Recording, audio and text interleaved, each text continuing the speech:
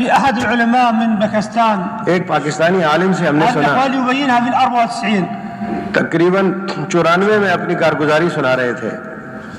يقول جئت عند البيت وجاءت جماعة الدعوة إلى مسجدي. میں گھر میں تھا, میری مسجد میں ایک جماعت آئی. ثم ذهبت من مكاني إلى أهلي, هو في منطقة لا أعلم, ذهب إلى كويتا, قال مسافة 3 أيام سفر.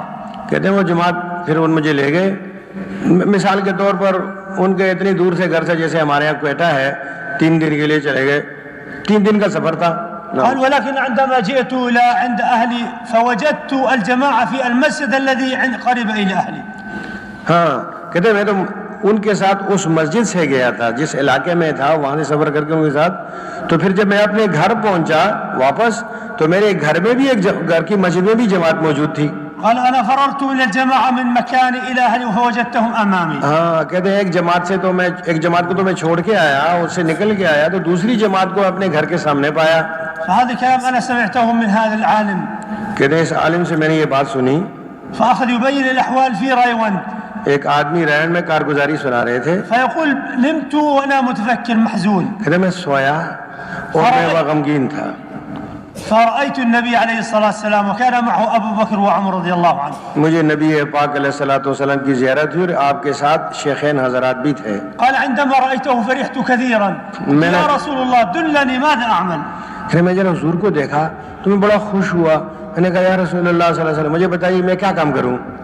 فما قال له إلا قال وقال وما لكم إذا قيل لكم أنفروا في سبيل الله إذ ثاقلتم إلى الأرض. آپ علیہ الصلوۃ والسلام نے مجھے آیات سنائی کہ تم لوگوں کے کیا ہوا کہ جب تم کو اللہ کے راستے میں نکلنے کے لیے کہا جاتا ہے تو تم زمین کی طرف جھکتے ہو, یعنی اپنی ضروریات اور زندگی کے دوسرے حوائج میں پڑ جاتے ہو اور اللہ کے دین کے تقاضے کو چھوڑ دیتے ہو.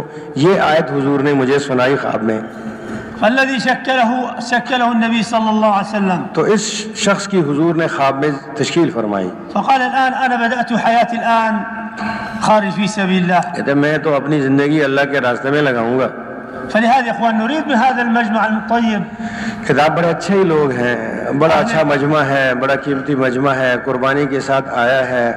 ہم بھی آپ سے چاہتے ہیں کہ آپ بھی اللہ کے راستے میں نکلیں.